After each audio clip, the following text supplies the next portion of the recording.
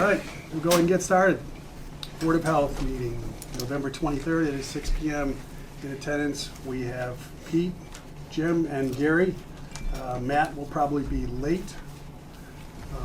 First order of business is to accept the prior meeting minutes from November 2nd, which they're actually in the packet. I don't know if you've seen them yet, Pete, but I'll make a motion to accept the prior meeting minutes from November 2nd, 2021. all right. All in favor? Aye. Aye. That's good. Old business. First on the agenda is Cemetery Gould Road updates, and I have suggested to the board, and I got some affirmatives on this, that we would be in full discussion on this at our next meeting, not this one.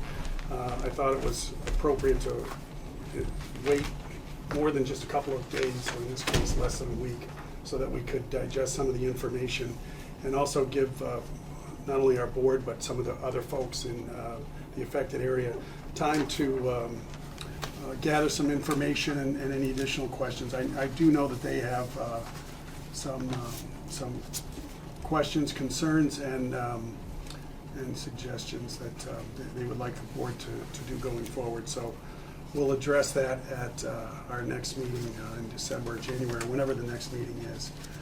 Is there anything else on Gould Cemetery Road? Maybe Gary, I think you might have something. So what I did is I pulled a memo together to kind of talk about everything we're working on for you guys. Okay. It's a little lengthy, but I think I can burn through it real quick. There's some people here that are related to multiple things here, so we can kind of touch on them as you feel appropriate.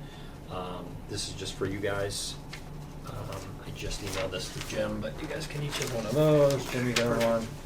I got a couple if anyone in the audience wants to look at them. Yeah, if you've got a few minutes and. And I can kind of go through it quickly to Sure. bring you up to speed on, there's a lot of things Thank you. going on, we haven't talked in a while. Okay, go ahead. So the first one here is 90 Flint Road. For those that don't know, 90 Flint Road is the capped landfill, that's the large landfill. Real simple, the project's stable, it's in post-closure monitoring. We do quarterly landfill inspections, quarterly landfill gas sampling, semi-annual groundwater and surface water sampling. We submit reports to DEP. No issues, all stable, everyone thinks fine. Second bullet, 90 Flint Road landfill, maintenance. That, again, same the capped landfill. I'm not involved directly other than for inspections. That landfill requires some maintenance. Trees fall down, they have to be taken care of. Road needs to be maintained and the mowing needs to be done. Currently it's mowed annually. It was just completed.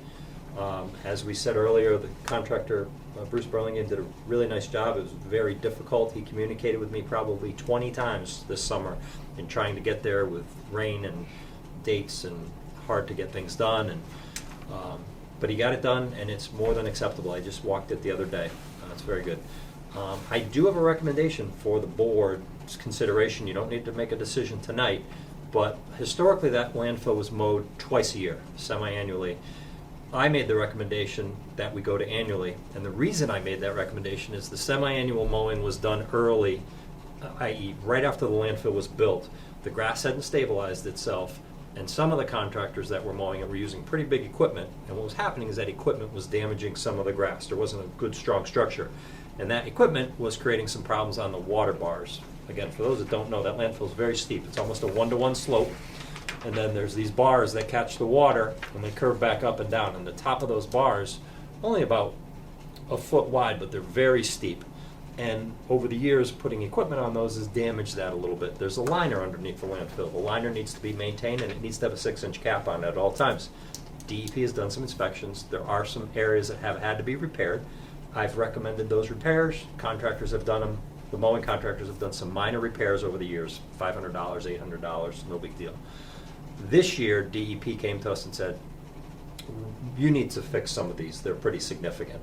Some of them are 20, 30 feet long. Some of them have the cap exposed, so needed to be fixed. This board approved Bruce Burlingame to do those repairs. I worked with Bruce, couldn't do it. It was just too wet. We're going to create much more damage doing that work than not doing it. However, all the rain and everything has actually helped some of the vegetation in areas where the topsoil was still there. it hadn't eroded off down to the liner, but there was the soil, the vegetation had burned because the liner's underneath it, the sun's cooking on it, and the grass on top in the heat had burned off. Well, this year with all the rain, some of that grass has come back, so it's actually been beneficial. I believe that you may be better served to mow that landfill twice a year for the next few years, to let that, to help that grass kind of reassociate, get a better structure. Maybe only do the berms one time, but get the most of the landfill done twice. We don't need to make that discussion right now, but I think it should be considered. I think you're gonna have a better quality landfill cap going forward if we look at mowing that twice a year. Can I just stop right there? Do we have, the contract, is it a single-year contract or is it a 2-year contract that's currently outstanding with Bruce? We have a 2-year contract for 1 mow per year. Right, right. So if we wanted to do that, and what you say makes sense, we would have to modify. You'd that have to modify that. contract. And I'm not sure on his, he's priced it assuming, he mows it about 3 times to do it, because it's so difficult, the grass is so tall. The problems we're having is, as I said, the contractor that was there 2 years ago made a mess of it. Bruce came back last year, fixed it up as best he could. But what's happening is the grass isn't getting cut correctly, and there's a lot of grass layover, so a lot of these clumps are killing the grass that's underneath. Oh, yeah. If it gets mowed twice a year for a couple of years, it'll get it restabilized. I think the structure will be stronger. I think it'll be better. But if it get mowed once a year, it'll be okay. But at some point, we're gonna have some problems, I think, in the future. So again, my thoughts are do the topsoil and the reseeding work sometime in 2022, because it didn't get done this year. Matt, here you go, sorry. It didn't get done this year. And then consider mowing twice a year. Is the topsoil and remediation of the bald spots, is that part of, have we already paid for that as part of the contract, or is that a separate money issue? I know he That- was granted the That was I think, I believe he quoted you guys and you approved it. I wasn't at We that did. meeting. He hasn't spent, he shouldn't have billed you for any of that because he didn't Yeah, I do any of the don't think work. so. He tried. He couldn't get any of it done. right, no, we allocated, I believe, 800, or was it more? No, was no, more it than ended up that. being way more than No, we Yes, thought. that's it's right. multiple thousands of dollars. Okay. It's $4,000 or $5,000, I thought. Okay. I thought it was closer to 6,000. It was All a right. lot of work. Steal some shoes and change. Yes, please do. So that work been a lot, should, right? is not done. It did not It do it. couldn't be done. Excuse me. So I don't think we need to discuss, I wanted to broach the subject tonight. Yep. We could talk about it further. It doesn't really need to be addressed until, You know what we'll do, we'll put that on the next one. yeah, when you have time. Yep, John, yeah. I will say this is a quality problem.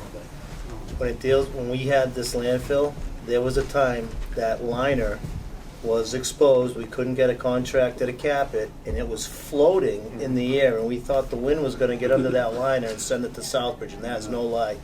We all went out and put sandbags on it until we were able to get that resolved. So this is kind of a quality problem. It's very stable now, there's no issue. My thoughts are looking forward, long-term, to keep your costs down moving forward.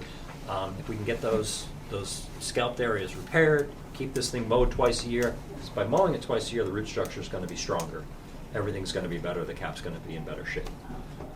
If you mowed it 5 times a year, it'd be even better, but I don't think you need to do that. I recommended going to once from 2 because the contractors were damaging it. Now you got contractors that aren't damaging it. I think you should go back to 2. Okay. All right, we'll add that to the agenda for our next meeting. Yes, Jim? If the board does approve that, just realize that we don't have appropriation of money for it. I have to go and get money reappropriated. Right. So, and I think it's a good idea. It's just that you have to let me know because I'll have to ask for that money. So if Mr. Burlingham's doing it 3 times for the one annual time, if we split that up into 2, he might be able to do the 1 and the 2, just at different times of the year. It might not be any more work for him, just spread out differently. Well, I say he's doing it 3 times. It takes 3 mowings to cut it once right now Right. because it's so bad. So I can't speak if his current price to mow it once for you is, I think it's about $5,000. 5,500. Yeah, I can't say if he does it twice, it's gonna be double. Yeah. It might be a little lower because it'd be less work the second time. We can talk about that, we can adjust the scope maybe. But I think long-term, it's gonna create a product that's not gonna require tens and tens of thousands of dollars of repair at some point. So it's, you know, I'd say let's discuss that further later. 'cause We'll it's- put that on the agenda for next time. Thanks, Gary. All right, 54 Flint Road, that's the uncapped landfill. We conduct semi-annual monitoring of the groundwater there. We report to DEP. Stable on that end. DEP doesn't have any concerns or questions. They don't say anything at this point. However, the next bullet, 54 Flint Road, DEP compliance and moving toward capping. DEP is still in the process of reviewing and approving the comprehensive site assessment submitted by other consultants back in 2010. Yes, 11 years ago. It's still not approved.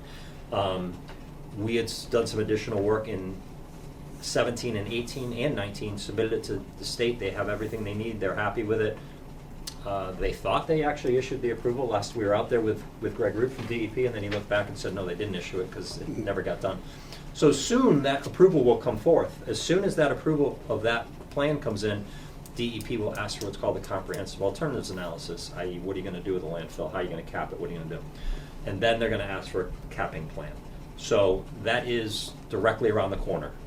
I don't know when, but it's directly around the corner. And if I could just interject here, like you're nodding your head too. So just so the audience knows, and most people would also know, the town has approved the appropriation of $2 million towards the cost of capping the old landfill. So that will be a big help once DEP comes back. And of course, Jim, they may or may not. Do they know? Does DEP know that that is approved? Well, The money is going to be set I aside. talked to James McQuaid today. I think he was getting things off the table, but it's coming. We know about it. We've known about it for a while. I spoke to Andrew Golis, the town administrator, today. He would like to meet with Gary and myself to get going on what option, what plans we have. He'd like to meet sometime the first week in December to see what the options are. There's certain ways to close it. I know Robin had her ideas. I know Andrew has his ideas. I know that this area is, if you walk it, Gary knows, it's not just a level. It goes down in the back, so you'll have to bring some fill in. He's hoping that maybe Amazon, who may need to bring soil out of there, They do. we could coordinate. So that's something he wants to get the ball rolling, so we'll keep the board informed about, because if it does fall well under the purview of the board for closure, then we have to find someone to do the closure as we did before. Matt, we went through this. I think we had 3 different vendors at one point. BATG was the first one went through, but Andrew just wants to meet with Chris McClory and Gary and myself first week, and then meet with the board at some point after that, discuss where we go from there. He said the money is there and it's ready to go, and he doesn't want to delay. Okay. There's a good. fair amount of engineering up front that needs to get done, Yeah. and we should get working on those things. But it really depends on plans and how the town wants to handle it. And hopefully, Mr. Golis will get those things moving in the right direction and keep you guys apprised. But there's a fair amount of engineering to get done, depending on what route it's going to take. Okay, good. Thank you. You're welcome. So the last thing on 54 Flint Road is the 1,4-dioxin detection. So back in 2017, we detected 1,4-dioxin in the landfill. It was within 500 feet of a residential property. DEP regulations require testing of the residential properties. Issued a release tracking number under the Massachusetts contingency plan. Historically, we had tested homes on Flint Road. Only found 1,4-dioxin in one house, number 63. The town's been providing bottled water to that home, and we continue to test it. Concentrations are relatively low and relatively inconsistent. We get detections there about once a year. We test it quarterly.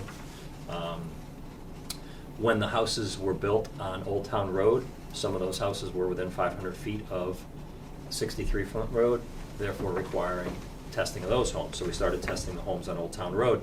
That included 12, 14, and 16, the 3 new homes on the eastern side, I think, of Old Town Road. Tested those, came back with 1 detection, unconfirmed in number 12, retested it, confirmed that it wasn't there, kept doing our quarterly testing, and then it came back, spoke with DEP, confirmed that there is something there, even though it's very close to the detection limit. Don't quote me on the number, but I think that house has been sampled about 6 or 7 times now. We've had to right around the detection limit 3 times. So DEP and CMG are in agreement that there is a real detection there. Since there's a real detection there, the 500-foot radius goes out from 12, which added another 5 or 6 homes, which have now been sampled. So the long and short of it is, right now, this board is under the obligation to sample 10 homes quarterly for at least a year. Some of those, the ones 63 Flint Road and 59 Flint Road, and likely 12 Old Town, will go for more than a year quarterly. But right now, your minimum obligation is a year, and we've done 2 quarters on some of those homes. We have not detected anything in the last 500-foot radius, so that went all the way out to 86 Dresser Hill, 7 Old Town, and those have all. But again, we have to test them 4 times to confirm that they're not there. There's been 1 testing on those. So that's the status of that. That is a change, Jim, as you're aware of. We've talked a little bit about budgets there. We've been doing it as efficiently as possible, but I will get you guys a pretty consistent budget so you can understand what those costs are going forward. It's now, I'll call it stabilized. We're not in a fire drill situation where we kept getting these detections. So now we understand what is going on. I should stop there because the owners of 12 Old Town are here, and I may be able to, or they may have questions. Sure. They're actually right here in part of the old business. So folks, if you want to, please either sit there, come forward, state your questions, concerns, whatever you want, and we'll be happy to see what we can. My name is Ralph Primo, my wife Tina. We live on 12 Old Town Road. And Gary, we met him about a year ago or so. Like you said, we're testing the water. So our concerns, we've been there since actually a week before COVID started back in 2020. 20, yeah.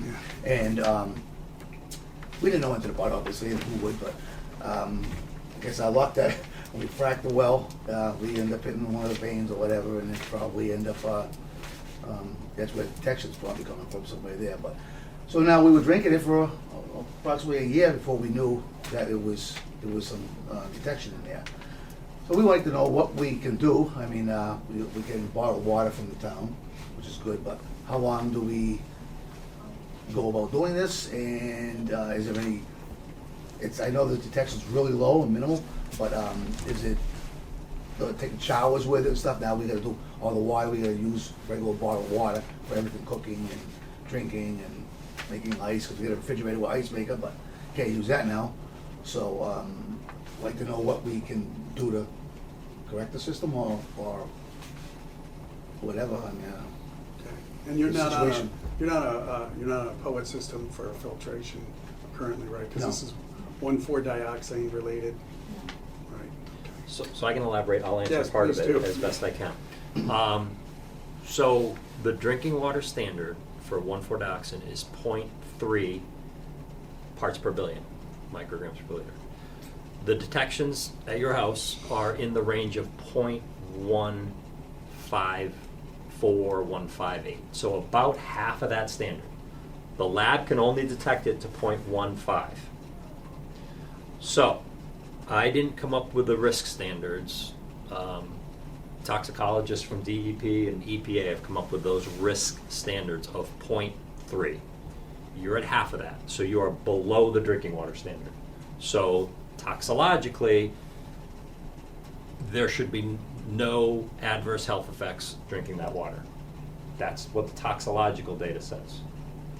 However, there's a detection there. So I can understand and appreciate your concern and your question. It's a fair question. It's under the drinking water standard. I didn't just come up with a standard, I'm just telling you that's the case. DEP regulations require that this board, because the source of the contamination is the landfill, to eliminate and mitigate, and those are exact words out of the Massachusetts contingency plans, eliminate and mitigate CEPs, critical exposure pathways. Your house is by default a CEP, a critical exposure pathway. The current plan to eliminate and mitigate that is to provide bottled water. DEP regulations will not allow the provision of bottled water into the future forever. If the 1,4-dioxane goes away for 3 to 5 years, then the exposure pathway is mitigated. It's not there anymore. It's gone. If it stays, at some point, DEP will require some more aggressive action. There are treatment systems that will address 1,4-dioxin. They're not really specifically designed for it, but we've proven, not we, other consultants have proven they've worked in town when the project up at the Southbridge landfill project worked. So there is treatment for it if it mandated that it be put in. DEP's guidance basically says mitigate with bottled water if you're below the drinking water standard. If it's above the drinking water standard, completely different. We have to do something to mitigate it. Provide another well, which probably isn't going to change anything.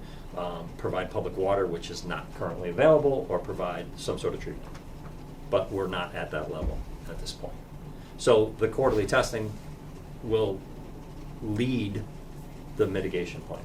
If it stays where it is, probably going to be bottled water for a relatively 3 to 5 years. couple of years, I would think. Yeah. We have other properties that are in the exact same situation. There is one other house that's very Flint similar. Road, yeah. Yes, the one at 63. 63. 63. So that's the regulation, and that's the toxicological information I can give you. The board can answer other questions, but at least that's the factual information that I can provide. John, can I just Yes. ask Gary a question? Sure, please, Kathleen.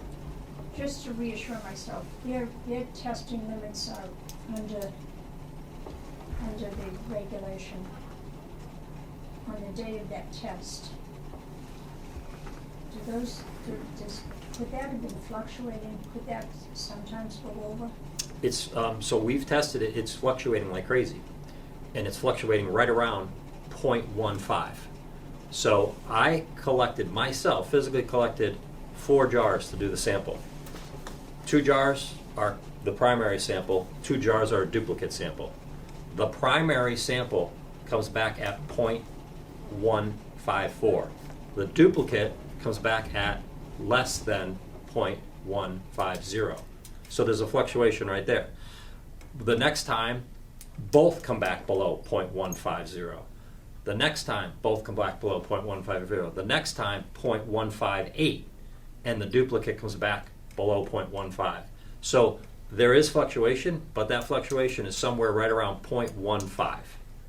We've tested it, like I said, I think 6-8 times, and nothing has been above 0.158, which is still almost half of the standard. So, is it? Yeah, okay, that Yeah, helps. and we've tested it different times of the day, different times of the year. So, I am pretty confident that the 1,4-dioxin in their drinking water well is somewhere between 0.16 and or less than 0.15 because of the numbers of tests we've done. And I wouldn't say that if I had 2 or 3 tests.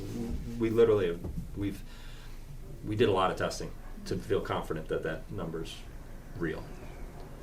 And to add to that, 63, pretty much the same thing.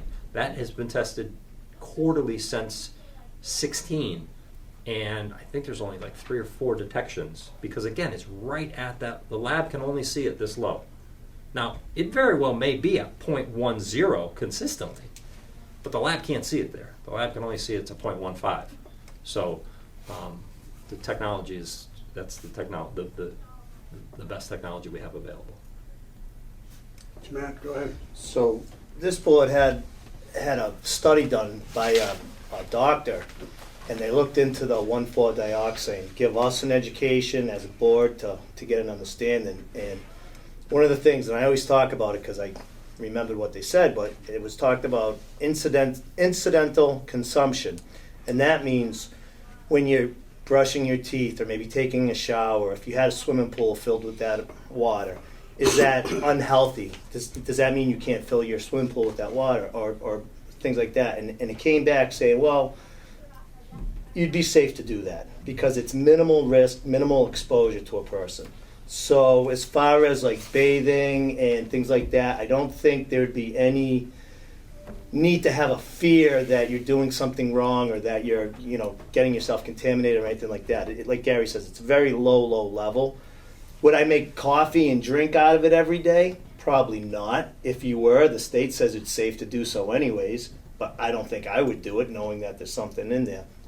But I just want you to know at a level of your house and the fears that you may have. And, you know, we had a pretty good study done on it. And like I said, it's showering, brushing your teeth, things like that where you're not really drinking a lot. Maybe boiling pasta, something along those lines. The pasta might be bottled water, it might be a sink. But so it's not a major concern, but we want you to know about it. And I'd like to point out, this board was concerned about that landfill just for people like you to make sure people aren't drinking things they shouldn't be drinking. And it goes to show you how groundwater works, because we looked at the low side down on Burlingame Road, and we reached out to those residents and said, we want to test your water. And none of us really considered going up the hill, which is where you guys are. Weird. And it's weird on how it can happen, and that's a lesson that I'm learning from where you guys stand and where your house is. It really, you know, 600 feet is 600 feet or whatever it is, but it's real. So it's, water does what it wants to do below ground. So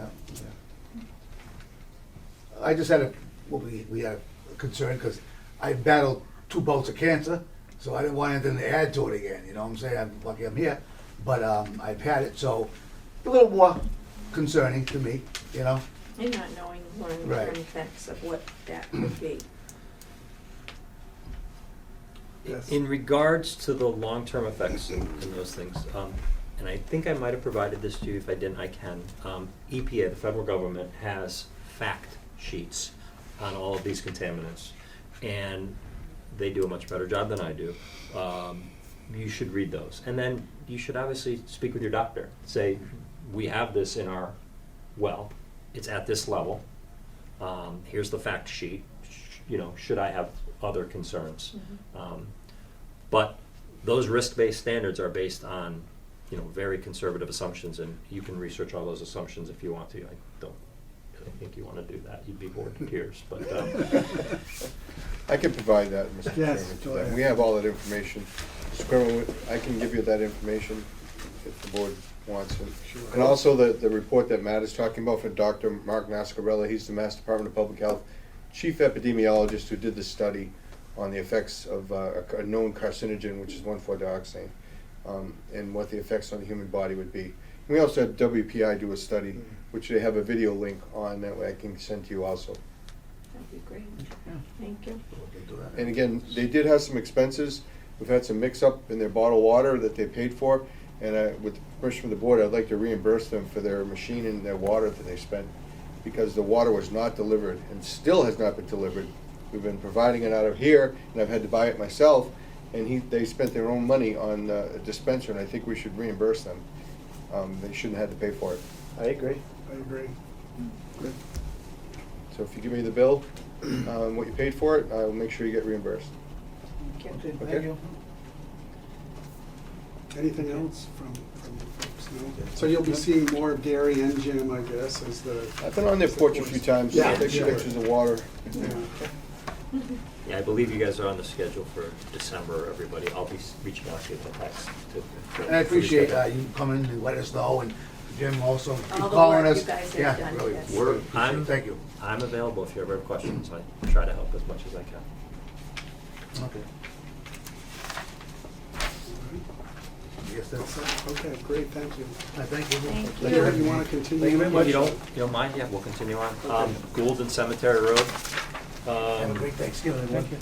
Bye-bye. Thank you. So, I think many people here, most people know that there was a meeting, a PIP meeting last week, where ExxonMobil and their consultants presented their findings.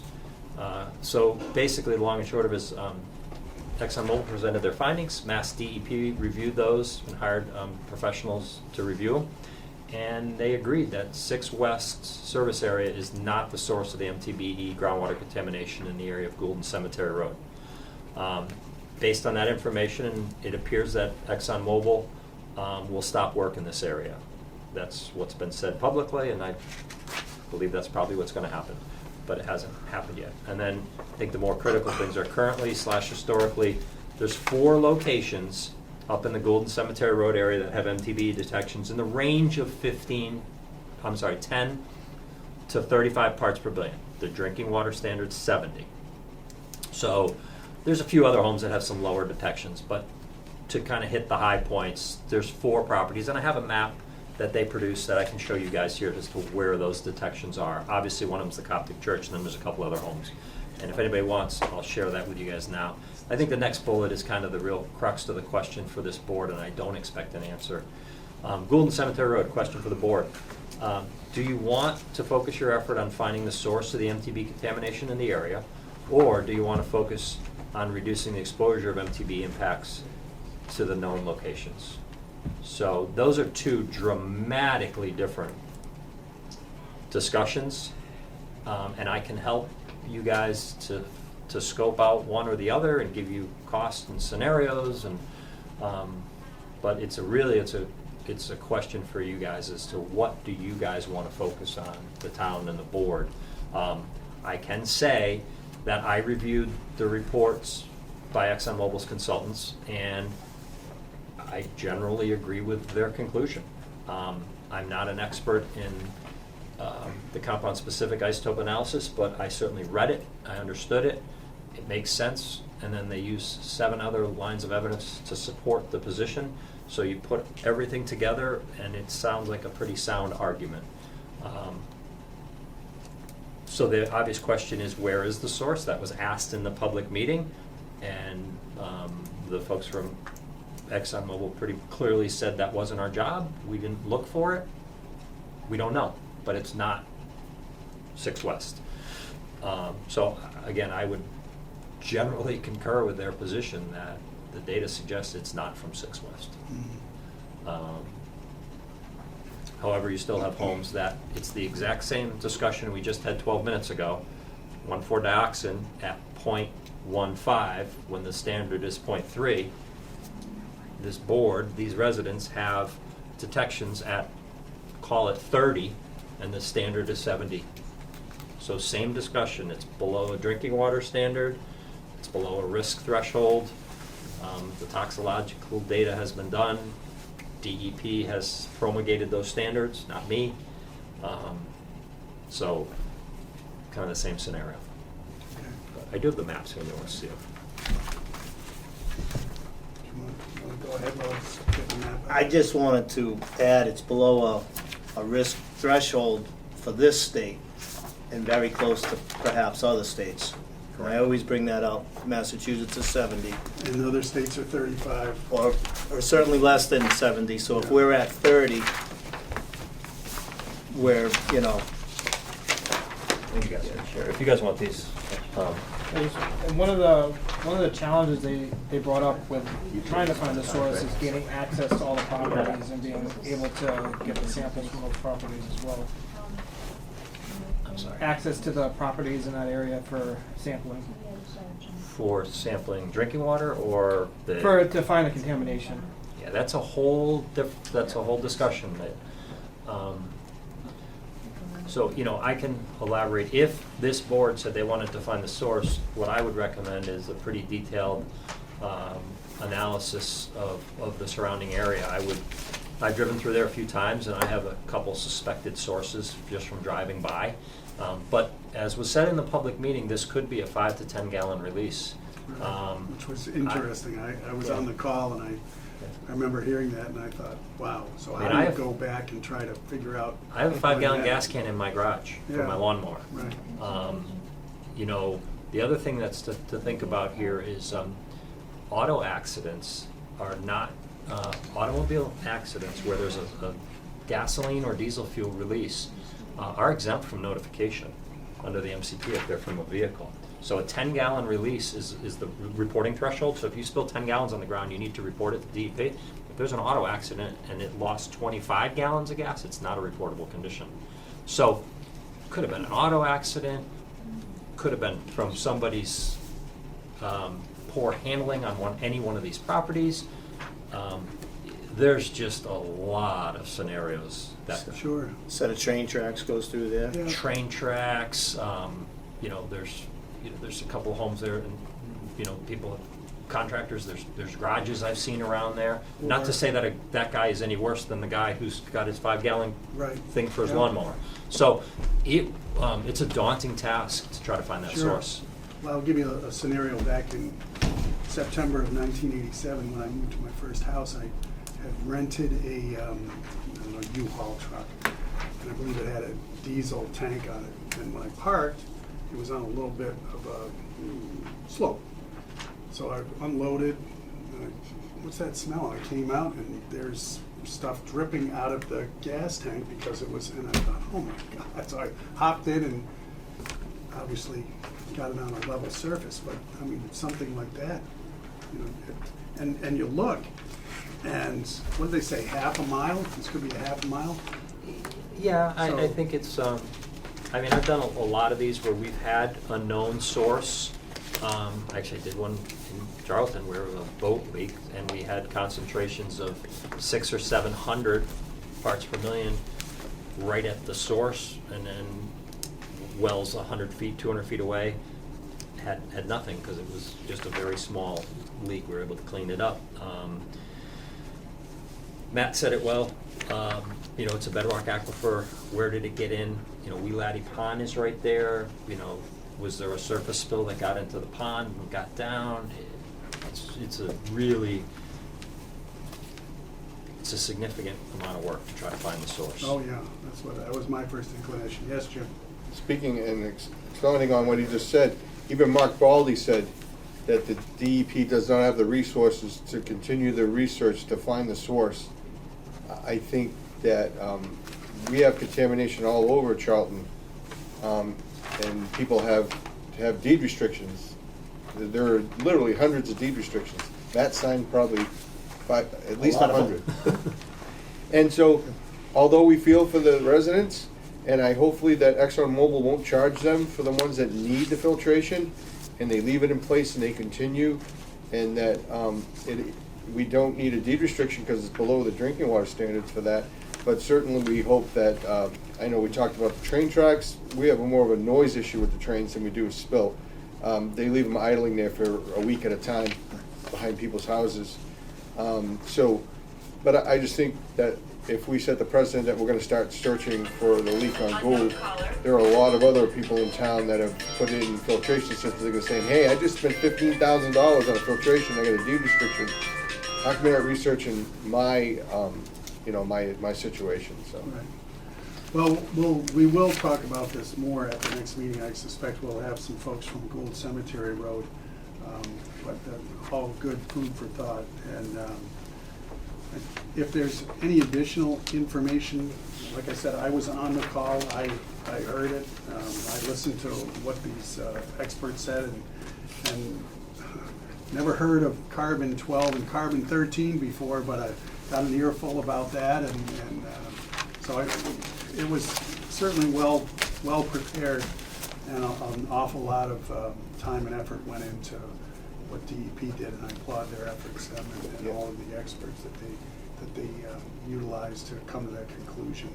So we will talk about this at the next meeting. John, I'm sorry, could I Yes. just ask another quick question? Sure, of course, Been Kathleen. so involved in this in the past. Was the Coptic Church eliminated as a source at some Yes. point in this? It was? No? I disagree. I'll respectfully disagree. Because it was number 2 fuel oil they had there, so as you know, the forensic scientist said that they couldn't rule him out, and they could not determine it was them either, so take it for either way. Yeah, so one of the lines of evidence they used was the Coptic Church could be a likely source because there was a tank. But they weren't looking for a source. But they did look because, think about it, when they're doing the assessment, if they found the source at the Coptic Church, that's the mother lode, then you're out. So they did do some shallow soil sampling and some limited sampling at the Coptic Church in an area where they think the tank was. Right, yeah. They said that wasn't it. Has the Coptic, and this is where I'll just disagree respectfully with Jim, has the entire property of the Coptic Church been fully assessed and evaluated? No. I think the answer is no. No. The most likely source at the Coptic Church was evaluated, and through their assessment, they couldn't confirm that that was the problem.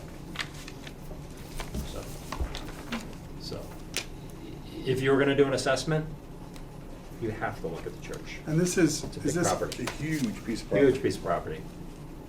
is this on the map here, the Coptic Church? Oh, I'm sorry. So, Is that it here, or is that off to the yes, side? so, let me just, yeah. 10D1. 10D1 is the 10D1, church, okay. and these other homes Yep, are on, right. cool. Yeah, and then there's the cemetery there. Chairman, Yes, as I mentioned with Gary, and Gary knows, when you take out a fuel oil tank, you notify the fire inspector, you pull a permit, Gary shows up and does a test with his equipment to determine if there's contamination, because the banks want to know, the property owners want to know, and for proper closure of that, and I guess that was not done, so that's where it leaves it open-ended, because Gary's probably done hundreds, I've done hundreds with Gary, where you get a tank pulled out, you have to have it tested. There should have been a report. And there should have been a assessment, so- report, Mass Tank should have had a card that it was properly disposed of. But remember, we had a lot of tanks going into a certain scrapyard in Charlton. Who knows, Yeah. without proper disposal. And I think, if I recall, this '80s, I believe they said that tank came out, '80s or '90s. Yeah, they were less strict with underground storage tanks, but they're not allowed anymore. Yeah, so. And again, the information was it was a heating oil tank, not a gasoline tank, but heating oil tanks can have MTBE, a little carryover. But so, they looked at it, didn't find a smoking gun, and then walked away. okay. All right, so we'll take this up for discussion at the next meeting. And the last final bullet I have is for Dresser Hill. We've been dealing with that one through the Board of Selectmen. Very limited amount of work to do there. I am looking at a cost-benefit analysis to see if we take a little more aggressive approach to try to do some treatment. We still have one well that's contaminated, one monitoring well that's contaminated at that property, and it's gonna stay, it's reducing, but it's probably 5-10 years, more than 10 years away before it meets the standard. So we are looking at the option of doing a really small treatment of that one little area, see if we can get that concentration down, close that site out, and stop doing the monitoring there, because right now it's just the Lot of money. decision of the board was, it's actually, yeah, it's pretty short money per year, but we keep spending it every year. Yeah. Just, I'm not comfortable continuing to spend that money if we can fix it. If you spend 3 or 4 years worth of monitoring work in 1 year to fix it, and then it takes 2 years and you're done, you're ahead of the game, because it would have taken you 5 or 6 years, you'd be in the same exact position, so. We're looking at that, but that's just a summary of the things that I'm, kind of hot button issues with you guys. If you have questions, I can answer them, and certainly I'll be prepared for the next meeting to address. Questions from other board members at this time? Gary, are you available for our next meeting? Sure. Okay, well, if you're You not guys know when it here- is? No, we'll determine that at the end of this meeting. I'm here. Gotta see what kind of mood these guys are in first. Make sure they're not going someplace sunny for the second half of December or whatever. All right. So that's it for Gary.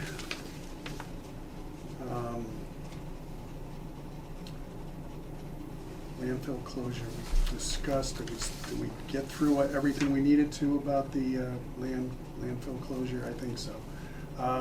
Moving on then, COVID vaccine updates. Jim, we got some not so great news on Yes. Folks that are.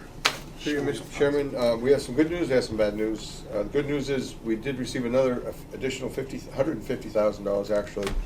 $50,000 was from a state grant from Kevin Cranston for COVID nursing for contact tracing. And we have we have Michaela Walcott, who's full-time, and we have Rihanna. Rihanna actually does not work directly for the town. She works through us, through me as the mediator, but she works for Wales, Holland, and the town of Sutton, the 3 towns that were left in the Commonwealth that did not apply and were at risk of not having contract tracing. So they just quickly said, Jim, can you take that on, get a nurse, and for 20 hours, but she will be able to assist Michaela, so it's a beneficial to, it's all state money, we don't have to, we just got awarded $230,000 for the next 2 years, and they say that we'll probably continue on for 2 more. So the nurses, the bad news is we had 60 cases since 11/11 to this date.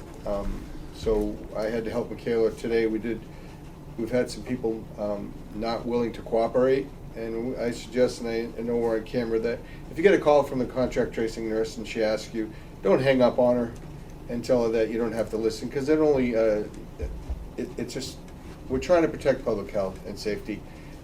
We need to know and that you're staying home or wherever you've been and stuff. We're not trying to pry into your personal business, but hanging up and telling someone to just fly the kite is not helping the matter. I It shouldn't just- laugh, but I can imagine how some people probably So- think it's a crank call or Yeah, just don't and want some to people do know. it. But when I call them back and they seem to know who I am and they say, sure, I'm sorry, I apologize, and we're going to. So there's been, but that's a lot of cases because she did Auburn. Auburn had 70, we had 60. So she's doing that. It's a lot of cases. So I had Rihanna step in. That's one of the things they can help each other, and they're all allowed into Maven, as you, Pete can tell you. I had to allow all the people, they actually had to give me authority over the town of Holland to allow her into Maven, because the town of Holland was the only municipality not doing contact tracing, and we were at risk when the CTC closed of not having it. So we're doing that also. So we do have all their equipment for them, phones for them, they have town emails, and they're doing a good job. But 60 cases is a lot. We have Thanksgiving coming up. I just tell people, be careful. And these are people that are vaccinated are getting it also, and breakthrough cases. Be mindful of it. It's not over.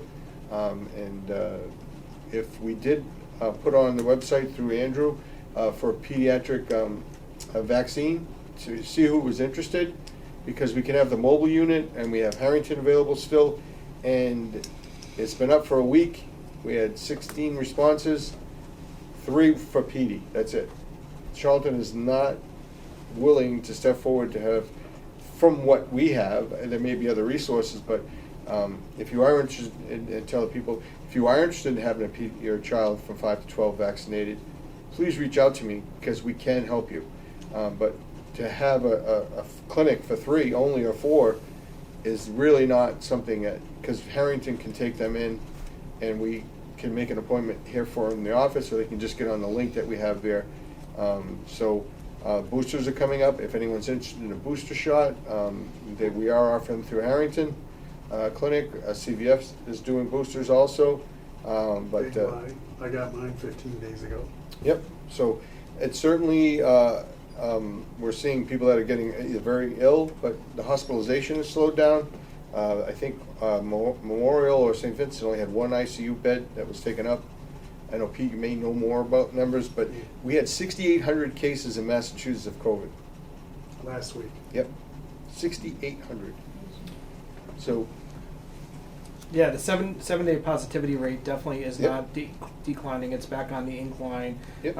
They're saying we're in the 3rd wave of COVID, and that's compounded with recent flu outbreaks too. So we're hitting the twindemic between the flu and COVID, and we're also experiencing people that have put off their medical treatment during this COVID time are now getting more ill. So we're kind of seeing a clash of 3 fronts in the hospital. So it's definitely having its impact. yep, absolutely. And we did have a flu vaccine clinic also downstairs. If we have to have another one, we're all going to offer it to the school. We'll do it with Dudley in conjunction in the parking lot. It's getting a little cold though.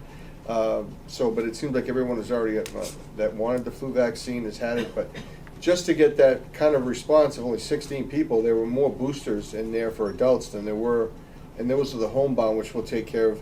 And the state has offered a mobile vaccine unit to come out. It's Fallon Ambulance, one of the ambulance services. We'll probably do our own, because we'll get 300 doses. I was hoping that we'd get that and we could have our own clinic, but it's not worth it for 3 people. I would have the mobile unit only come out for 15. So I'll probably send those to people that signed up to Harrington Hospital and do it there. That makes sense.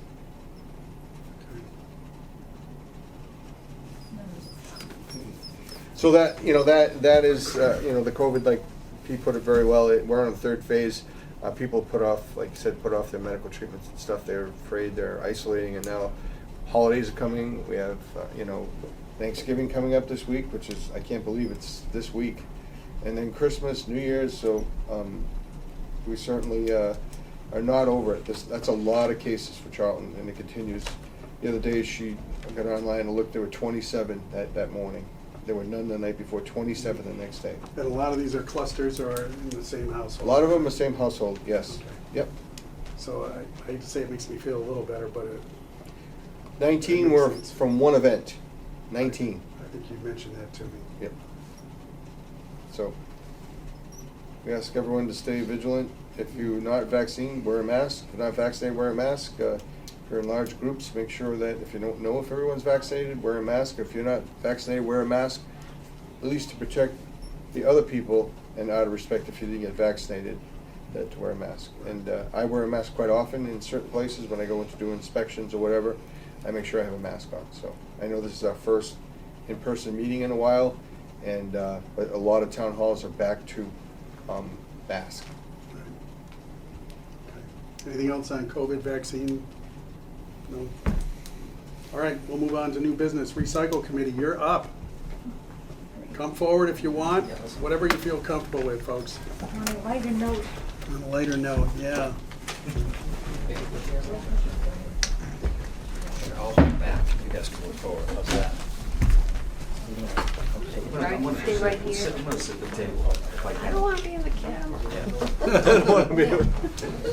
Just do this, just like hold that up. There.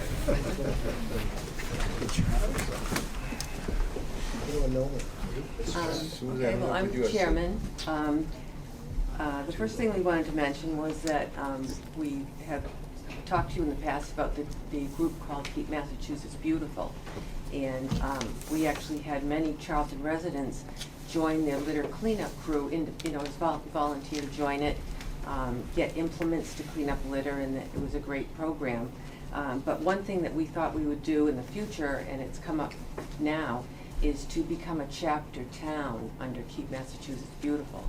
And one of the prerequisites for that is to change our name from Charlton Recycling Committee to Keep Charlton Beautiful Committee.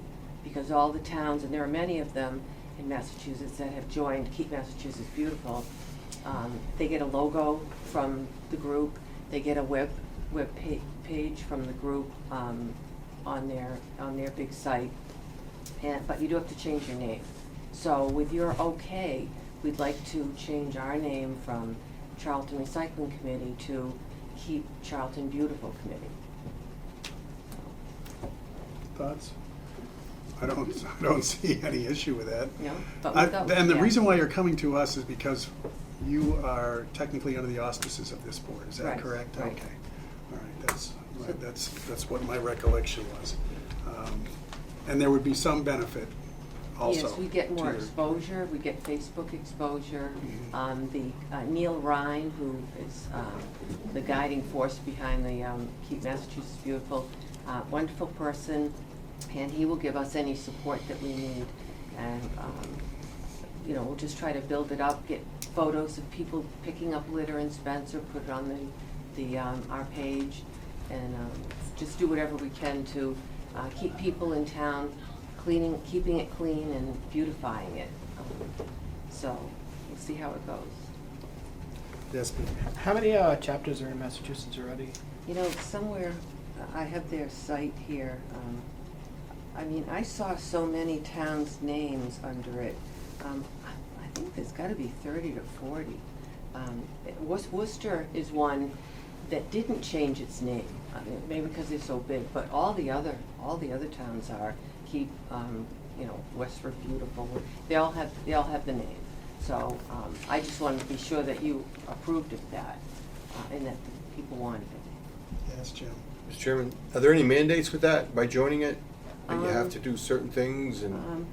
So what you get, the benefits you get, you have to pay roughly $200 a year. So that's one thing. And our group has sold our products enough to have the funds to pay for that. You get a logo for your chapter. assistance setting up your social media account. Depending upon the level that you want to do. See, we just want to do option one, which is kind of the simplest thing, at least to get our feet wet. You don't have to become like we are, a town board where we have to post our meeting, we have to have an agenda, post our minutes and all that. If we stick with option one for now, then it's a looser, more of a volunteer organization. So I'm not sure how that would jive with the fact that as Charlton Recycling Committee, we've always had to do that. So if that's the case, if you feel that we should keep up with the agenda minutes and all that, then we would be option two under their headline. So that, frankly, that's something I hadn't thought of before, is that option one is nice because it's easier, but option two is more in line with what we're doing now, in that we have agendas, minutes, and voting on things. So I guess we would have to be option two then, which.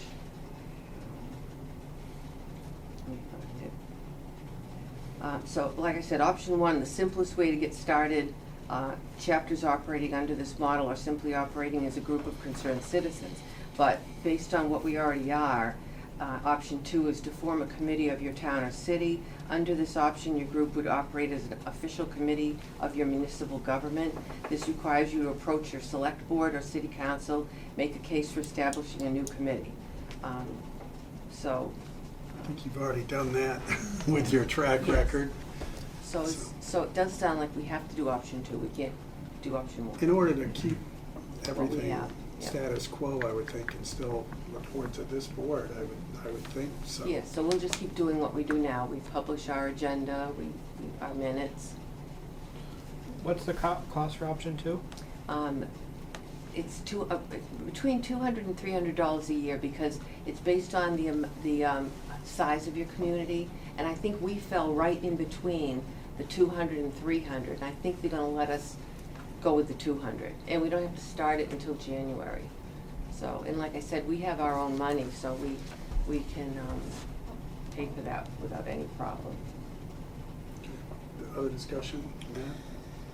I would just ask, is there any downside to changing? No, there really isn't. It's really just a name change. Yeah. Because we want to be part of a big group and get the benefits from it.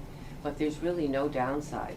In fact, if we ever got really ambitious, we could go up to the next option, which is 3, which is where you actually get people donate money to you and you have accounting to do and all that. So we'd rather not do that, right? We'd rather not get into all that. I think it's great. I have no problem with the name change whatsoever. I don't either. So I mandate too, well, what we've been talking about is a little broader than recycling too. Mm-hmm. We were talking about litter control and beautification projects and things like that, so recycling wasn't really, Right. you know, Show them your just- picture. We have to also find a picture of Charlton that is, that everyone will recognize that it's Charlton. So he just printed one out of the common with the gazebo, but not That's our what common. I could, from here, that's what I That's not ours, saw. though. That's another town's, but I mean, Oh, it could be yeah. like I thought it was that. ours. This is gonna I be know, my- I did too, but it's just an example. No, I just pulled it off the internet. So that's all. our internet would just have that on it. But Kathleen found a picture by Diane Dabrowski, a beautiful one of Town Hall, graphic. library. Yeah. The library with a beautiful sunset behind it. So I thought that was a really nice one too that we could use. So we basically need a photo that represents Charlton. Right. So it would be something like the gazebo or the Right. library at Town Hall. Mr. Chairman, Yes. I make a motion, we approve a name change. Second? Any discussion? All in favor? Aye. You're good to go on that.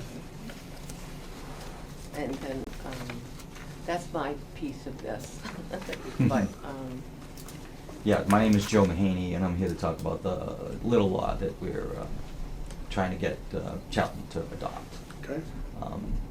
Basically, we talking about what we can do to control litter, and it's an insidious problem. I don't know if anybody has any magic formula to control. It's a difficult thing to do. But we talked about, and we talked to various people in town that had some experience with them, and one of them was the chief of police, Dan Dowd, and he echoed the same sentiment that it's a very, very difficult problem, tough to catch anybody littering. Bad thing about it is, you know that most people don't litter, that 90%, 95% of the people don't litter. But those 5% do it over and over and over again. My wife goes out just about every day, and there's the Bud Light cans in the same place every day, the nips in the same place, the coffee from McDonald's in the same place, it's the same people.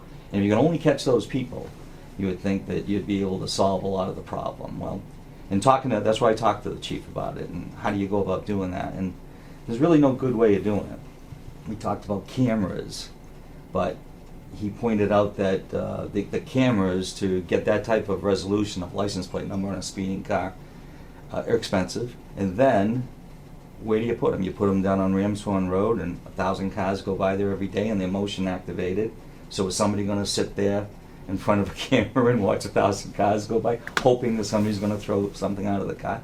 So cameras aren't a good solution. There aren't any easy solutions. So in the course of this conversation, though, one thing he did point out to me was that even if they did catch somebody, it's problematical for him because there is no town bylaw. So what they have to do, they charge this person to be in violation of a state law. And in order to adjudicate that, they have to go to Dudley District Court. So he's going to send an officer to Dudley District Court, sit there for 2 or 3 hours, to maybe collect a $25 or $30 fine, because the Massachusetts fine starts at $25. And then you only get to collect half of it, because the state takes half, town gets half. So he says it's going to end up costing him money to pursue this. So he said if there was a town bylaw, and a lot of towns have bylaws, then the town clerk takes care of it. He doesn't have to send an officer. Town clerk sends out a fine, collects the fine, and that's the end of it. So, Can I just stop for Yes, I yes. mean, not to interrupt you, I apologize. But the Board of Health enforces that law under the state law, and if they appeal the ticket, it goes before the hearing officer, and I am the hearing officer, it doesn't go before court. And I can issue the fine. I look for trash every day, and the DPW picks it up. So there's a little bit, police are not gonna give tickets, they'll call me to give the ticket, okay. so. So would they do Okay. that, like, let's say, just a scenario, back road, I used to live on a back road, and I'd find tires and old TVs and everything right on top of a stone wall a couple hundred yards down the road. So if, let's say, the police go down this semi-dead-end road and they see somebody unloading some tires, they would call you? They could give them the ticket, or they would call me. The police have not, if the police saw someone doing that, they'd make them take it away. I see stuff all the time. I just call Jerry at the DPW, I call his second in command, and I wait there, they pick it up. I look to see if there's an address, if there's 50 trash bags, which there has been on the power lines, and go through the trash to see if I can find an address. They wipe everything off. It's very difficult. Right. If I had a truck, I would have thrown it in and just brought it to the dumpster in the back here. But I have to call Jerry because there's 12 tires, 4 air conditioners, and 2 TVs on Flint Road just before the DPW. It's like they know it's going to get picked up. Yeah, And it's happened 4 days in a row a couple weeks ago. really. So if you were to catch them, you would write them up a ticket, and then it would not have to go to? No, if they appealed the ticket, they appeal the ticket before the town's hearing officer. Okay, and that's the current scenario? Yes, that's the current scenario. And if I would rule in their favor or rule against them, then the appeals process would then go to court. But it first is heard before. Most municipalities have appointed their own hearing officers for 21D violations issued by the building inspector, the fire inspector, or the health director. Okay. So if you go with a town bylaw infraction, you're taking away that escalation to the Mass General Law. So if you did it under a town bylaw, it would end with you and not be able to go up to the Mass Court.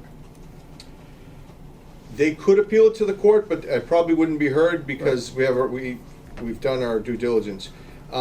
we enforce the state minimum that they've, like you said, it's a $25 up to $250 ticket for, but I've issued many tickets in the past for littering, and they've always been appealed even after to the court, and then the court takes the money. The money does not come back to the municipality, but it does take up most of the time, and that's what the police are saying.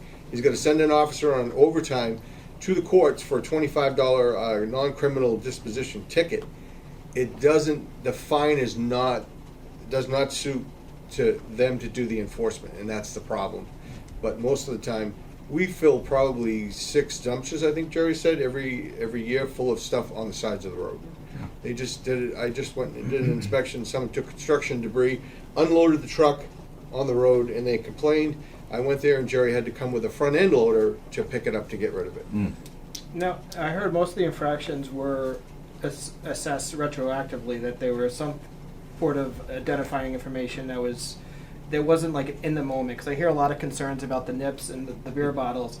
If they're caught throwing a nip or a beer bottle out while driving, I think the littering fine is the least of the worries, that they would be driving under the influence or driving with open container. Yep. And, I'm still concerned with, bringing this to the town level, that, as it was pointed out, that these people are habitual litterers, that it's not tracked from Charlton to Dudley to, Spencer. If they're littering here, they're littering elsewhere, and if they're getting caught here, they'll be getting caught elsewhere. If we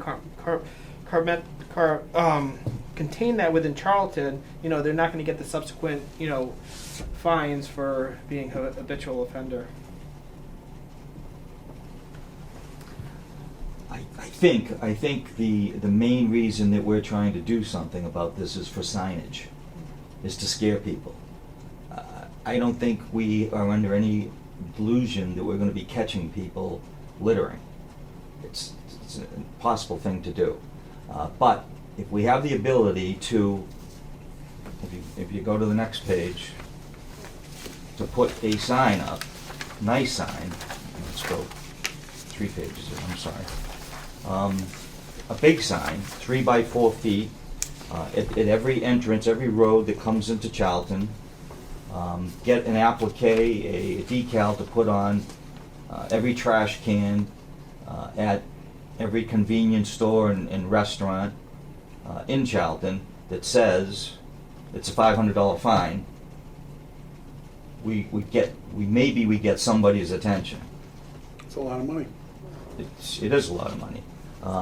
Right now, we'd put, if we're going to arrest them under the state law, it would say $25 fine. People would laugh at you. A lot of towns have their own bylaws, and they're much more than that.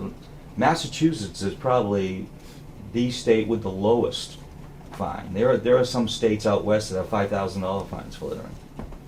I don't know why. And now there is a law going through the Massachusetts legislature right now, increasing it to $100, I think. First offense, $200 second offense, blah, blah, blah, blah. But what we're just trying to do is heighten awareness of this problem, put some signage up, let people know that we're serious about this, that it's going to cost them if they litter, and hope that 2 or 3% of them stop littering. I don't know. I don't know what to do. I mean, we're searching for ideas. We're grasping at straws here. But we're just trying to do something to stop the problem here in town. And it's an awful problem in town. It's every town, not just Charlton. It's an awful problem. So that's why we want to get this by, so we can say $500 fine for littering.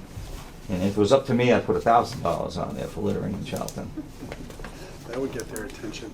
So I know why you're coming before the board. What you need to do is, if you were to take this to the Board of Selectmen, who I think it would be their ultimate approval before it would become a town bylaw. You need the support of our board. Yes. To institute a Charlton bylaw that stipulates the higher fines. It would be administered by the town clerk for the fines, and Charlton would retain 100% of the fine for violations. Who determines the fine, though? Like Joe was mentioning $500. Is there a scale of the fine or an idea that you would have that if you think that's too I'm gonna defer to Jim, I'm sure he's more adept. at Chairman, this. through you, you'd have to go through the Attorney General for approval for any bylaw that would indicate a $500 fine, which is, way above the state limit. And the Attorney General would have to approve that for a change in a bylaw. We don't currently have bylaws in Charlton. We brought them years ago for idling, for noise and all that. So we adopted the state's minimum standards, which a lot of people do. I mean, I don't think it's the amount of fine that's going to deter them. I don't care if you put $5,000 down; they're still going to litter because people don't even read signs. There are stop littering signs all over Charlton, which I rode around to notice them, and I finally noticed where they are. And Kim drove around to look for them also too. And we check roads for littering and stuff. Yes, are there nips all over the place and stuff? Are there coffee cups? I wish they would make coffee cups that would dissolve in the rain or something that they don't deteriorate. There are millions of little ends of cigarette butts everywhere, the filters. It is, but it's common in most towns. But I don't know if the $500 fine is going to deter anyone, because they're not going to pay it anyway. They're going to appeal it. They're going to come before the hearing officer in the community. We're going to have a hearing, hold a hearing, and then they're going to not pay it and appeal it to the court. And that's a hefty fine, yes. I think it could be $5,000 and it's not going to stop the littering.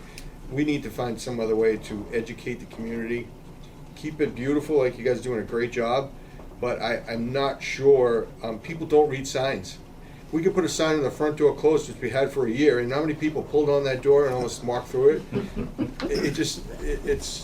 They just don't care, and maybe it's 1 or 2% of the people that litter, and it's the same road because they go that same road every night and they drink on the same way, but it's the tires. And I think it's more important to have somewhere for them to bring these things so they don't throw them on the side of the road. And that's why we have the Household Hazardous Waste Day that you guys do a great job with. So they're not throwing air conditioners and tires. But tires, again, are $20 to $50 a piece to get rid of. People throw them on the side of the road, town of Charlton has to pay for them anyway because Jerry has to get rid of them.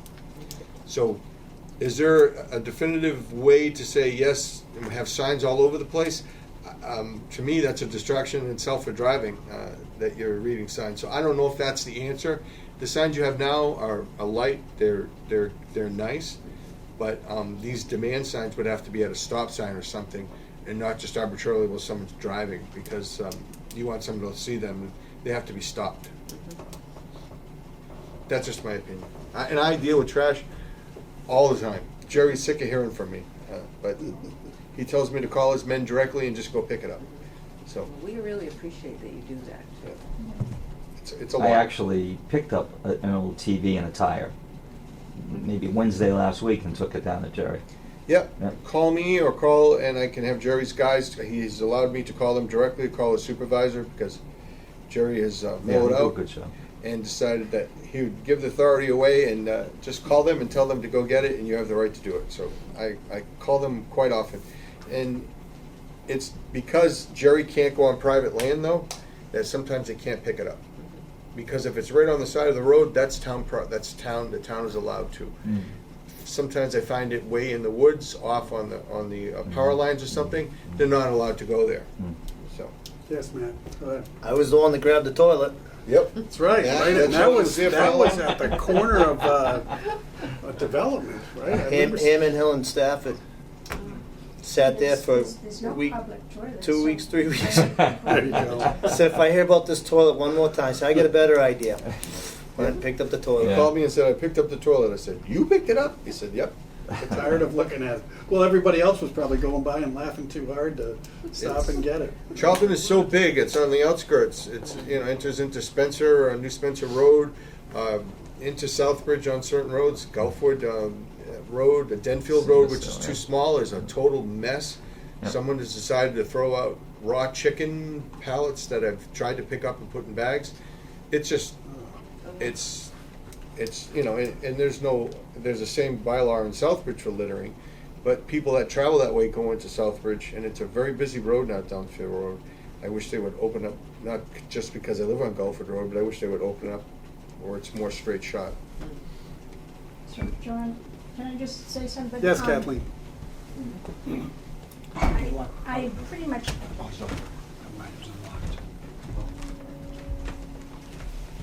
agree with everything that you've said, Jim. I I don't think we're gonna catch a lot of litterers. I'm not sure the signs are gonna help. But we've been involved with Earth Day, picking up trash in the town. They did a fall Earth Day.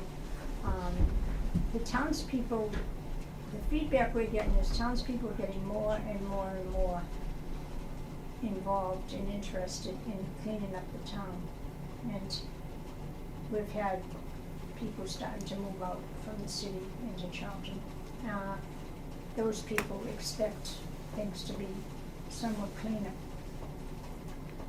The idea of going to the Board of Selectmen and asking to agree with this bylaw, the first thing they're gonna say to us is, well, how does the Board of Health feel? And if we say the Board of Health voted against it, they're gonna probably vote against it. If we say the Board of Health didn't take a vote or passed it, they'll decide themselves whether to go ahead with it and bring it to town meeting. We would like to see it go to town meeting just because of the discussion that would be brought forward like we're doing right now, the whole discussion of littering and what happens. Would like to see that discussion get elevated and have more people thinking about this whole project. agree. And so that's why really we're here, to ask you to consider either supporting or at least not voting against it. So, Kathleen, thank you. So, what you've got here for the proposed bylaw, this is kind of an outline. It's not necessarily word for word. This could be potentially modified by not only your group, but also the Board of Selectmen. Sure. Okay. All right. Other discussion, Pete? Matt? Nope.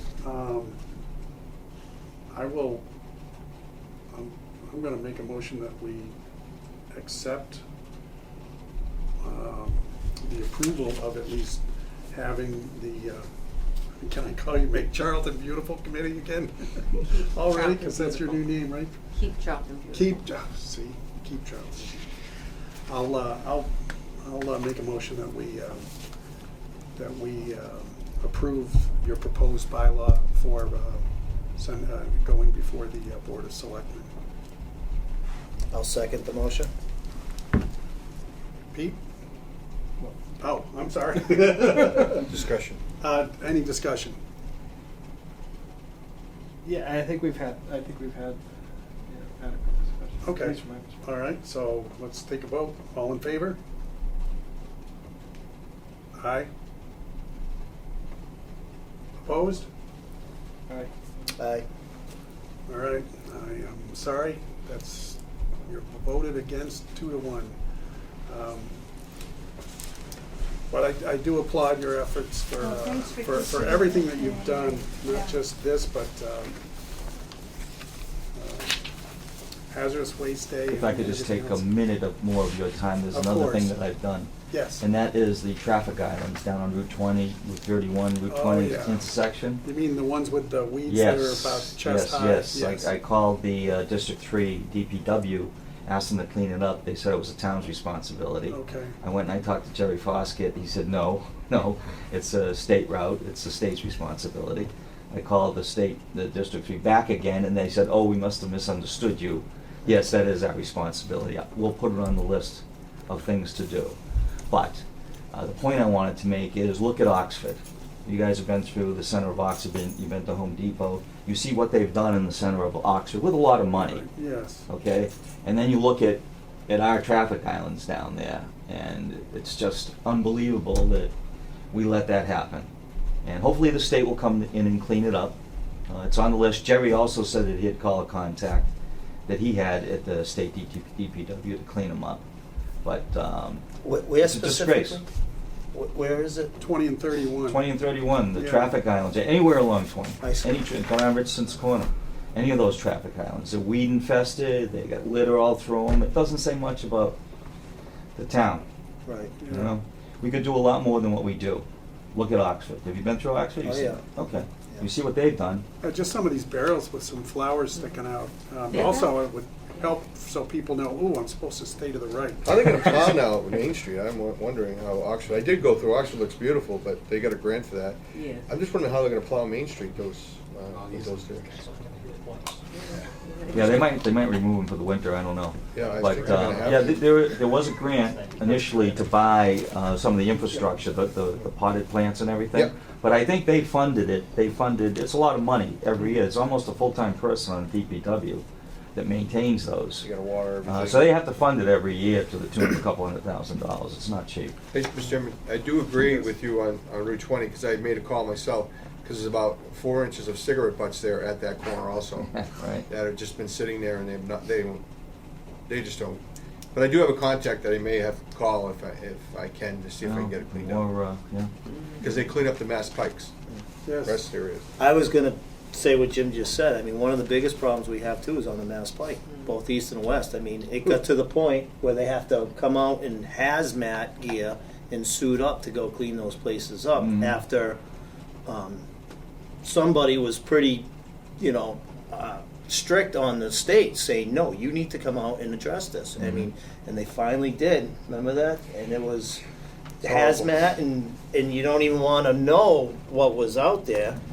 And that's our town too. I mean, that's Charlton. People know Charlton. Oh yeah, there's the rest there. The stops there, Yeah. and that's our town. And it is Truckerville. Is Yeah. it's unfortunate. Yeah. It'd be disgusting, just put it that way. Okay. So, and I myself are an advocate of, I want people not to litter. It really irks me that someone just throws all the tires and the TVs on the side of the road, mattresses, box springs, air conditioners, and I make it a point every day to go right around and make sure I take a look in the spots that I know, so I will continue to do that. Thank you. I just want to say one more thing. I mean, some of you on this board know I help fund for those signs that say, Yes. "Do not litter." And Appreciate it.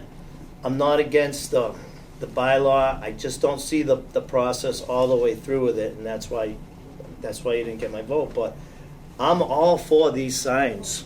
Put them up, $500.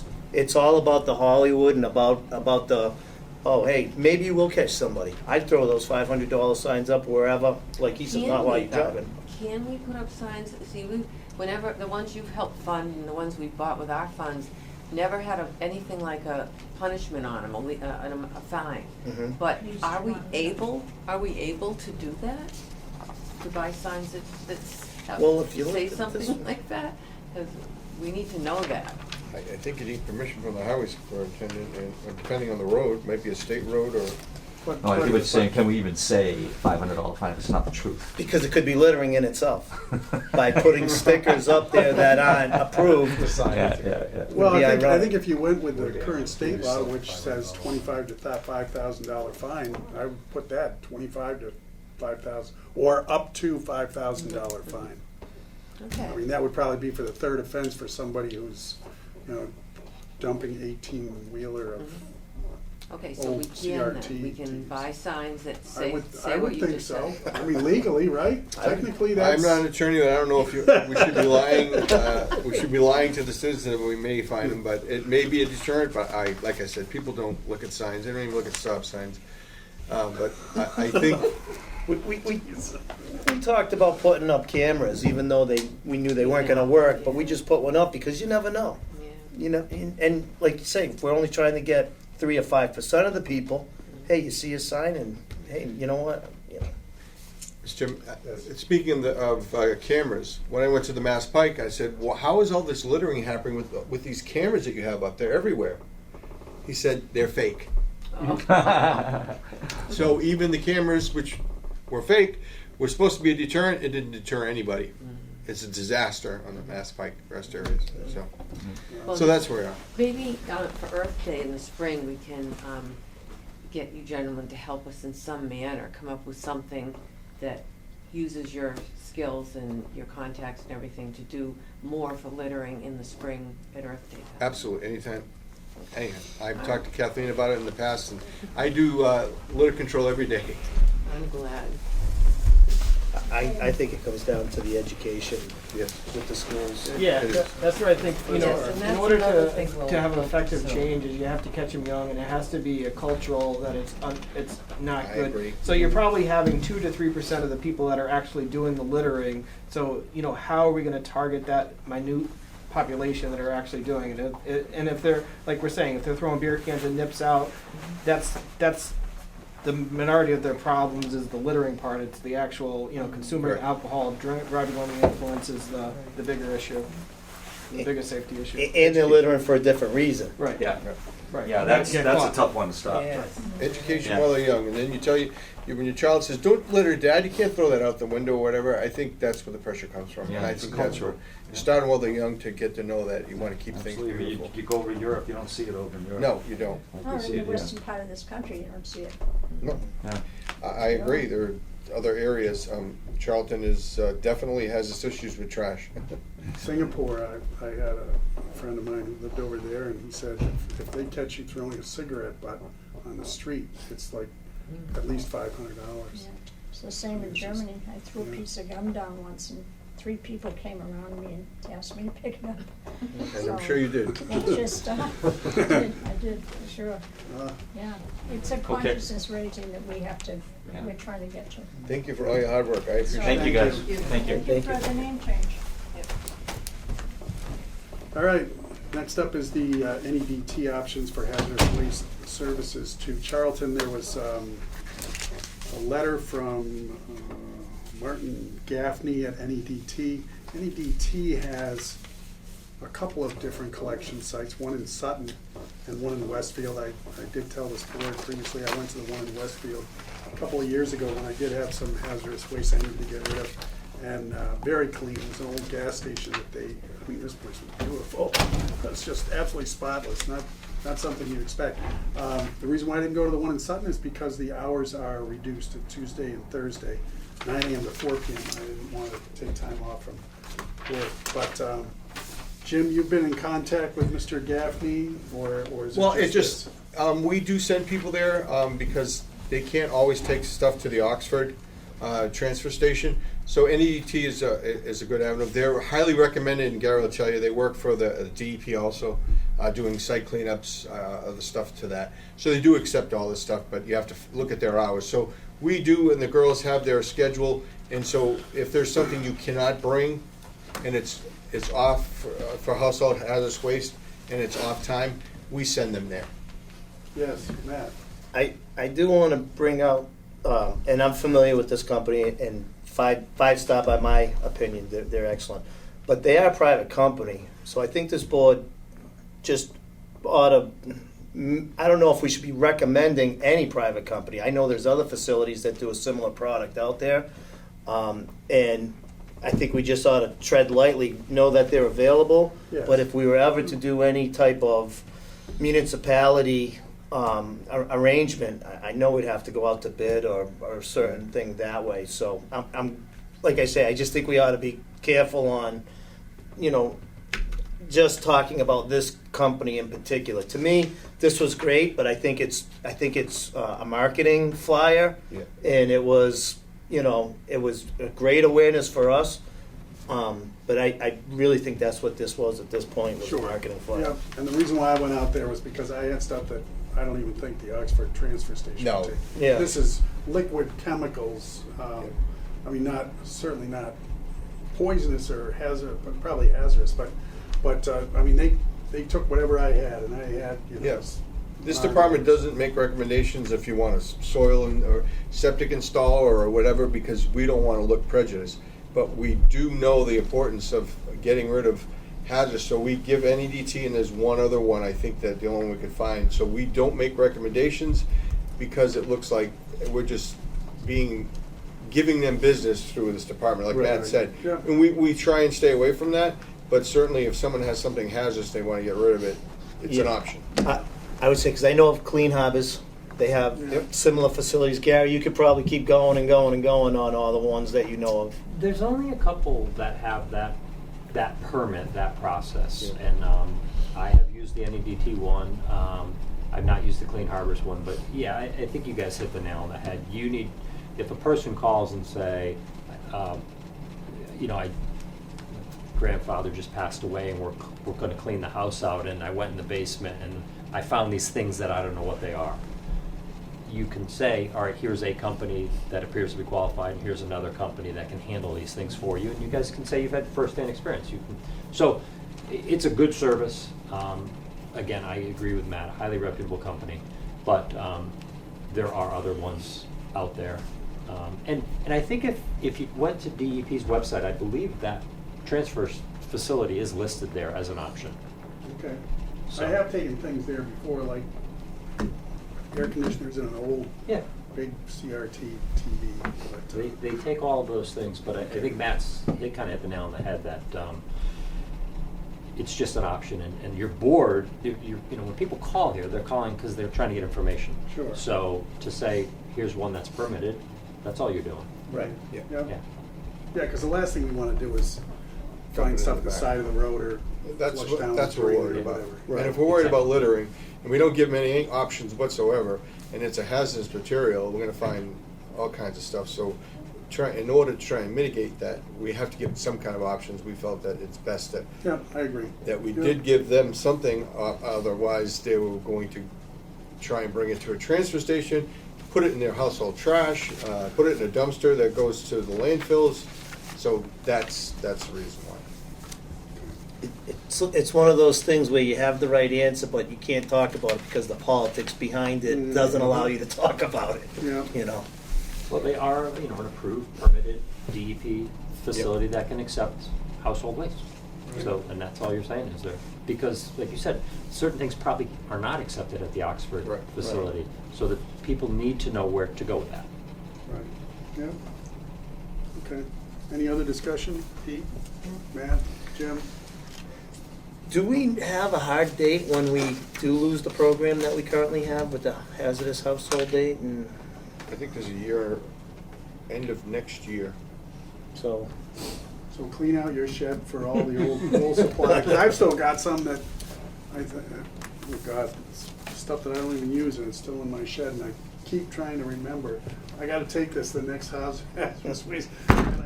Sorry, I forgot. 'Cause we'll I have to- forgot the last time I went. Yeah. And I went in the shed, and I was like, I forgot these, it's just 2 small bottles of, you Yeah. know, iron out or chemicals for the pool. It's probably Some not people don't hazardous. even can't even identify what it is. They'll end up calling the fire department, and it'll come down to an evaluation, find out that it's that. Chlorine or something, or algae. Yeah, and you don't want to put it in their vehicle. So there are times when you have to do an evaluation before you transport stuff. We found explosives in people's garages that Gary was talking about, and Gary knows what I'm talking about. And we had to have the state Bomb squad? bomb squad come out and detonate the things, because the person didn't know what they were. Ended up being dynamite explosives, and they were starting to rot and decay. And Totally unstable. so unstable, and so we have to be careful with these. Do you know what it is? Yeah. Is it labeled? right. If we Before tell you you to just put it in drop your it car off. and drive even wherever, so there is True. a little bit of work to be done when people call. All right. Moving on then, department head reports. I'll try and be brief. First, again, ETR Labs, the license was revoked again. So anyone doing water testing, I know we've been through this years ago. They definitely have lost their appeal in court and are no longer able to take in testing. We've notified all the well drillers, and they understood, they already knew. But we wanted to let them know we couldn't accept ETR reports because they lost their certification. It is what it is. It's not us. It's ETR Labs was used by a lot of people, and now they have to get their certification back, and we'll be notified by the DEP when that's. I did send it to the board members. You saw it. And they've had this happen before, so hopefully they can come back in good standings. I did get a call from James McQuaid today. The issue with 61 Old Worcester Road, which is next door, the Armand Carpentier, has been resolved by the, we have an opinion and a letter from James McQuaid that was sent out. He did speak to me on the phone for about 20 minutes and said that he didn't have a problem. It didn't look like Charlton had a problem. Looks like things were done okay. As long as the stuff isn't 6 inches big, and if they try and remove it, can't go to Massachusetts landfill, it's gotta go out of state, and I'd have to pay for it. He said, but if it's crushed up and already there, he doesn't see that there's a big issue, and he wrote a letter, which doesn't sound like he likes it there, but he certainly, I did give it to Diane today, and I spoke to Andrew about it. This just happened late this afternoon, so I think the board should read it and take a look at it, and I'm sure Diane's gonna get back to Andrew if she's not happy with it. But it is an opinion of, it's a, Board of Health doesn't have a problem with, we don't have a problem with it. And the DEP sounds like they don't, under most conditions. Mark Baldy called James McQuaid today and asked if he had resolved that issue, and he said he was getting off his list before the holiday, and he called me and said, I said, I need a letter. I can't just take a phone call. He said, I understand, and he had it within 10 minutes, so. Good, thank you for seeing So- that through. It's So I did give that to Diane, and whether she's happy with it or not, I don't know yet, but it's certainly an opinion of really no opinion, other than that the Board of Health didn't have an issue, and things looked like they were done correctly, and the stuff can stay there. If they decide to move it, it has to go out of state to approved landfill site. Good. Pete? I vaguely remember last time when Diane was here that she said there was an open DEP case. Did they officially close it? They know that the DEQE, and based upon a report, Mass DEP does not have any information it possesses regarding the matter beyond the documents recently provided to Mass DEP by the Charlton Board of Health.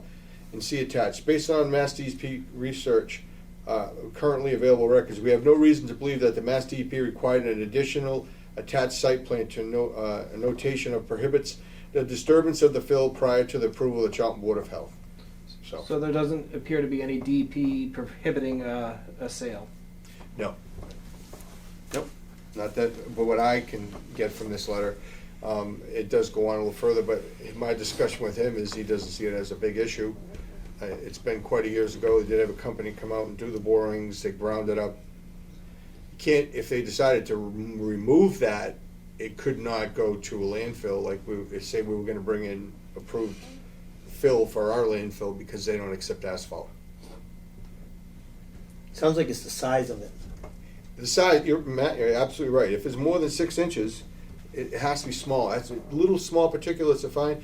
If you have big hunks, they don't want it. You have to grind it. And that's already occurred, so. Right? Best we can do. It took a while, it was put back in my lap, and there it is. All right, anything else, Jim? No, I think I covered most in, when I spoke about the COVID and where we're going with that, and our nursing and our staff working hard in here and every day. There has been a change in the closure of the town hall for the employees who are contractual union employees, that Kim will be working tomorrow. Normally would be closed on Wednesday. The selectmen have changed that for employees, and then Andrew will work on Monday. So we will remain open Wednesday. Normally we'd have Wednesday and Thursday off. We'd only work Monday, Tuesday. We'd have Wednesday, Thursday, Friday, and the selectmen were not happy with the current situation. So they came a compromise that we would split staff.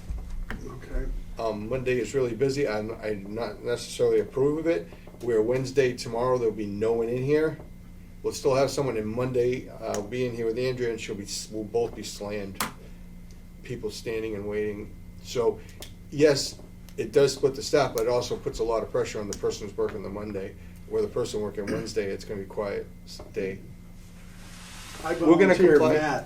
Matt, if you're not doing anything Monday, you can come on in here. It'll be fine. Be at the Andrea window and- actually, I'm on board. Andrea actually said she'd rather work Monday, be super busy. It makes the day go by. She's Yeah, just that's the way she true. is. So Yep. both great employees, and we're glad to have them. Good. I'm always here, John. Yeah, I know. I notice you keep touching your head there. Bobblehead. Well, I missed the bobblehead. I haven't seen it in a year, so it's. All But that's right. all I have, Mr. Chairman. Any other business unknown at the time of the posting? I do not have anything. Pete, Matt, Jim, no. Determine next meeting. We're almost into December. Do we need to meet in December? That is the question. I'm not planning any big vacations. My wife said, "You really need to meet in December?" And I said, "Look, I'll pose it to the board. I mean, we could meet early January, as far as I'm concerned." I do know the school vacation week. I will not be around that week. Okay, So- and that's what, several Third. days before Christmas? Yeah, it's like right That after. Tuesday will be the 28th. It'll be the 28th, you'll be away. Yeah, the 28th, yes. Yeah. I mean, What as do far you as I'm concerned, we can go like the first week of January. I don't know what Yeah. day that January is. 4th? January 4th? If you can, I does should that be sound back. appropriate? I am available that day. You're the man. I am not the man. 2022. 2022. 2022. I'm sorry, January 4th, did you say? Yes. I better January write this 4th. down. I will set up. Oh, is that gonna be virtual or in That's the person? question. I was just gonna ask. I'm fine with in person, but I will get the I'm opinion fine of with the. in person. In person's great unless Okay. something changes and we have to switch it up. Yeah. if Why you're don't we gonna- post it for both so we're covered? If you decide that you're gone or whatever, or someone's not around. So I we can set up a Zoom and go with that? Well, I'll personally be around. It's Oh, more I- like if the COVID breaks out and we have Oh, to yeah, change yeah, for yeah, that I know what you reason. mean. Yeah, Yeah, we it can always could- change it. Well, we did have a meeting today at 3 with, they canceled the meeting at 3 because of vacation week, but certainly, numbers are climbing everywhere. Yeah. And I think that if it gets to a point where I think this board needs to set an example, if we're getting 100 cases every 7 days, that we recommend that, meet virtual until this, Yeah. we can do this. I just, I know that a lot of towns have decided to mask all in the town hall because it's a public building, where we didn't decide to do that here, but we have protection. We don't let people in the office like we used to. They have to stay at the door because the girls are really, we've had issues with sickness and illness and stuff, so Okay. we're trying to be vigilant. So it's up to you. This is your meeting. I serve at the will of the board, so if you want to meet in person or virtual, it doesn't matter to me either way. For now, I think what we'll do is we'll have it set up for in-person. We've got several weeks between now Yep. and January 4th. We can Numbers- change it, Yep. still be Sounds good. totally legal. I can switch yeah. it to a Zoom meeting and put it out there in the agenda, and obviously we'd let you know, Gary, and the folks from Old Cemetery Road as well, if we do change it to a Zoom. All right, Mr. Chairman, I'd like to make a motion. go ahead. I'd like to make a motion that we adjourn this meeting. Second. All in favor? Aye. Aye. All right, let's call it at 7:42. Thank you, everyone.